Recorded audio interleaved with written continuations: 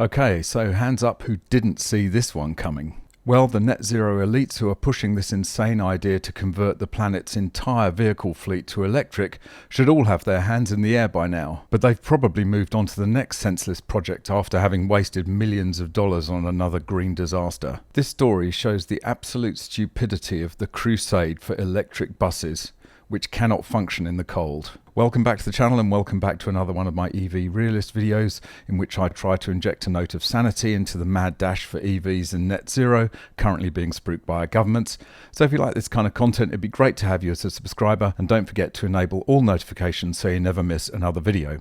Also stay tuned to the end because there are a couple of other stories that I'm going to cover as well. So it's an accepted fact that cold has a very detrimental effect on lithium-ion batteries. The chemistry just slows down and it makes it harder to charge, and they don't store as much energy. That's why many vehicles have heaters to heat the battery, although that uses the battery as well. So it's just absolutely mind-boggling that a country like Norway, where the mean daily temperature is under 15 degrees for 9 months of the year, and the mean minimum temperature is below 0 for 5 months of the year, would think that electric buses are a good idea. Yet this is exactly what they did, with predictably hilarious results. This is translated by Google, so it's a little bit sketchy, but you get the idea. The city would save the environment with electric buses, cannot withstand cold, and will be taken out of service.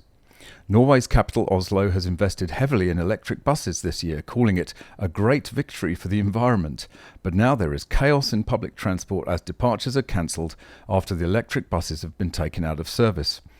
The electric buses can't handle minus 12 degrees. Electric cars and electric buses are becoming increasingly common in traffic, but during the winter the range of the vehicles is greatly affected by the cold, and this has resulted in unreliable public transport for Oslo residents. On Monday, around 50 departures were cancelled, and passengers were also affected on Tuesday. In total, there will be around 90 cancelled departures. According to Ruter, which manages public transport in Oslo, the cancelled departures are due to the fact that the electric buses from Solaris cannot withstand the cold that has taken over the city. It's about temperatures around minus 12 degrees. The buses, which usually have a range of 250 kilometres in good weather conditions, can now not be trusted. It's the cold that means that the range of the electric buses is not as good as usual, says Catherine Myron Haugen, head of communications at Ruter, to nab.no. The city has invested heavily in electric buses, and during this year alone, a total of 320 new electric buses have been brought in, and a further 183 electric buses are planned to be purchased. Bernd Reiten Jensen is CEO of Ruter, and he has previously commented on the investment as a great victory for the environment. By the end of 2023, bus journeys in Oslo can be made on zero-emission buses. It's a great victory for the environment. Yeah, it's great for the environment, but not so great for the poor suffering population of Oslo who just want to go about their business. Just like my recent video on Edmonton in Canada, electric buses are completely useless in cold climates. Even if they work at all, their range is reduced and they cannot carry out the basic functions of a bus fleet. Once again, because of the constant fire hose of taxpayer money for anything net zero, nobody seems to care that this project has been a complete waste of money and should never have been approved in the first place. But contrast this with my home city of Sydney, which is currently experiencing some hot but not unusual weather for summer. But we're already being told that we should turn down our air conditioning because there isn't enough electricity. And this is when just a tiny fraction of cars are EVs.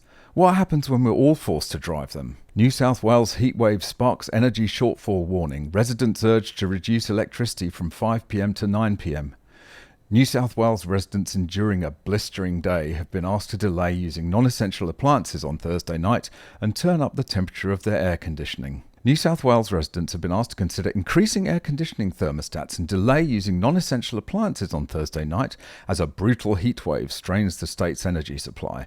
It's not a brutal heatwave. This happens every year. It's nothing unusual. A heatwave warning from the Bureau of Meteorology is currently in place, with temperatures in Western Sydney set to hit 40 degrees C and the mercury rising to 37 C in Sydney. The high temperatures has caused the Australian energy market operator to forecast a lack of reserve 2 for New South Wales, which warns of a significant reduction in predetermined electricity reserve levels, with electricity usage expected to peak between 5 p.m. and 9 p.m. New South Wales Energy Minister Penny Sharp implored households to help ease the strain on the energy network by limiting their non-essential energy usage during Thursday's peak.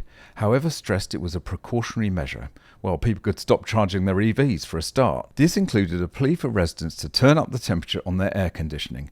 If you can turn your air conditioning up a little bit, over about 24 is fantastic, she said. This is the brave new world we're going to live in, where we can't decide what temperature we put our air conditioning on. Ms Sharp also asked people to turn off their pool pumps between 5 p.m. to 9 p.m. or delay starting their dishwashers, dryers and washing machines until tomorrow morning. My God. But not to worry, because as I mentioned a couple of days ago, the CEO of Ausgrid says fears about the resilience of the grid to cope with an influx of EVs are just a big nothing burger. Both of these things cannot be true at the same time. Unless, of course, you're a net zero zealot and you're used to dealing with cognitive dissonance on a daily basis. Finally, in other news, 2 million Teslas will need an update to the self-driving software. Like EVs, the idea of a self-driving car is utterly nonsensical. If you want a self-driving car, just get a taxi. I'll have more to say on this subject in future videos, so stay tuned for that. Anyway, that's just about it for this video. Thanks very much for watching. I really hope you enjoyed it. Drop a comment down below. Let me know what you think. If you've got any tips or stories, you can hit me up on Instagram or by email. I look forward to seeing you in the next one. Bye for now.